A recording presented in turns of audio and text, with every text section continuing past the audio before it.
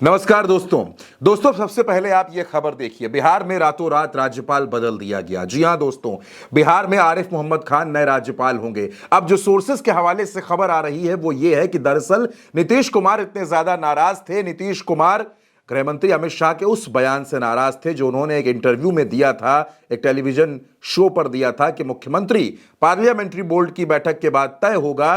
नाराज नीतीश कुमार के बारे में खबर है कि वो इस्तीफा देने का मन बना रहे थे। नीतीश कुमार चाहते थे कि वो इस्तीफा दे दें और बिहार में समय से पहले विधानसभा का चुनाव हो जाए, दिल्ली के चुनाव के साथ बिहार का चुनाव हो जाए। लेकिन इस प्लान की भनक लगते ही रातों रात केंद्र सरकार की तरफ से राज्यपाल को ही बदल दिया गया और अब बिहार में जो राज्यपाल आए हैं उनको अमित शाह कैंप का माना जाता है, अमित शाह का करीबी माना जाता है। दोस्तों, राजनीति में राज्यपाल की कितनी बड़ी भूमिका होती है इसको समझने के लिए ज्यादा दूर जाने की जरूरत नहीं है। आप महाराष्ट्र की राजनीति को देखकर समझ सकते हैं किस तरह वहां शिवसेना टूटी, उसके बाद अयोग्य विधायकों का मसला रहा, लेकिन उस पूरे मामले में राज्यपाल की भूमिका काफी बड़ी रही और इसी वजह से राज्यपाल की भूमिका हमेशा बड़ी मानी जाती है। अब बिहार में क्या है दोस्तों, बिहार में नीतीश कुमार क्यों नाराज थे, आखिर वो क्यों इस्तीफा देना चाहते थे।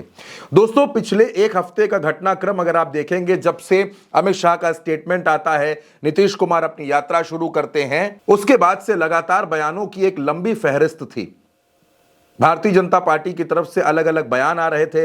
नीतीश कुमार अपनी यात्रा पर थे, नीतीश कुमार सरकारी कार्यक्रमों से दूरी बनाए हुए थे, भारतीय जनता पार्टी के किसी भी कार्यक्रम में नहीं जा रहे थे। और इसी बीच नीतीश कुमार जब अपनी यात्रा शुरू करते हैं तो तेजस्वी यादव पटना में लौटकर एक नई सियासी हलचल पैदा कर देते हैं। लेकिन इधर अब राज्यपाल बदला जा चुका है दोस्तों, राज्यपाल बदल चुका है। जाहिर सी बात है कि बिहार में जो राजनीतिक घटनाक्रम है वो भी अब तेजी से बदलेगा। खरमास का महीना चल रहा है दोस्तों और खरमास के महीने के बाद जैसे ही अच्छे दिनों की शुरुआत होती है वैसे ही नीतीश कुमार कोई बड़ा कदम उठा सकते हैं दोस्तों। दरअसल नीतीश कुमार को अब लगने लगा है कि भारतीय जनता पार्टी के साथ रहकर, उनके साथ गठबंधन में साथ चलकर नीतीश कुमार का नुकसान हो रहा है, क्योंकि नीतीश कुमार के कई करीबी, चाहे वो ललन सिंह हो, चाहे वो संजय झा हो, ये सब भारतीय जनता पार्टी के ज्यादा करीबी हो गए हैं। और नीतीश कुमार को भी इस बात की भनक है कि कहीं ना कहीं भारतीय जनता पार्टी जेडीयू का हाल शिवसेना और एनसीपी जैसा करना चाहती है। इसीलिए नीतीश कुमार अब अपना एक एक कदम फूंक फूंक कर रख रहे हैं दोस्तों।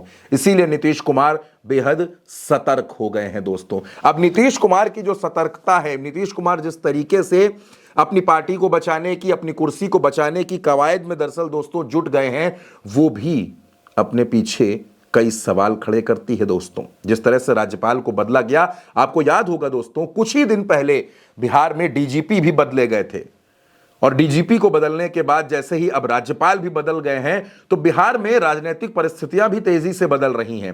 नीतीश कुमार के जो कुछ करीबी नेता हैं दरअसल वो ये चाहते हैं कि नीतीश कुमार अब बड़ा फैसला ले लें। अब वो बड़ा फैसला क्या है? वो बड़ा फैसला यही है कि नीतीश कुमार भारतीय जनता पार्टी का साथ छोड़कर एक बार फिर इंडिया गठबंधन के साथ हों और नीतीश कुमार अब बड़ी राजनीति करें। जाहिर सी बात है दोस्तों, नीतीश कुमार की पार्टी में दो कैंप बन चुके हैं। एक कैंप वो है जो नीतीश कुमार के साथ है, तन मन धन से बिना किसी स्वार्थ के वो नीतीश कुमार के साथ खड़ा है, जबकि दूसरा कैंप वो है जो कहीं ना कहीं ललन सिंह और संजय झा का करीबी है, यानी भारतीय जनता पार्टी का करीबी है। दोस्तों, बिहार में भारतीय जनता पार्टी के पास 80 विधायक हैं, जबकि नीतीश कुमार के पास 45 विधायक हैं। ऐसे में भारतीय जनता पार्टी वहां पर बड़ी है संख्या बल के हिसाब से, लेकिन अभी भी भारतीय जनता पार्टी वहां पर ऐसा कुछ नहीं कर रही है जिससे सरकार पर कोई संकट पैदा हो, क्योंकि बीजेपी की कोशिश यह है कि चुनाव नीतीश कुमार के साथ लड़ा जाए, सीटें जीती जाए और उसके बाद मुख्यमंत्री बनाने की कवायद अपनी शुरू की जाए अगर बहुमत का आंकड़ा मिलता है। अब बिहार में बहुमत का आंकड़ा 122 सीटों का है। भारतीय जनता पार्टी की कोशिश है कि किसी भी कीमत पर वो ज्यादा से ज्यादा सीटें जीते। आज की तारीख में उसके 80 विधायक हैं।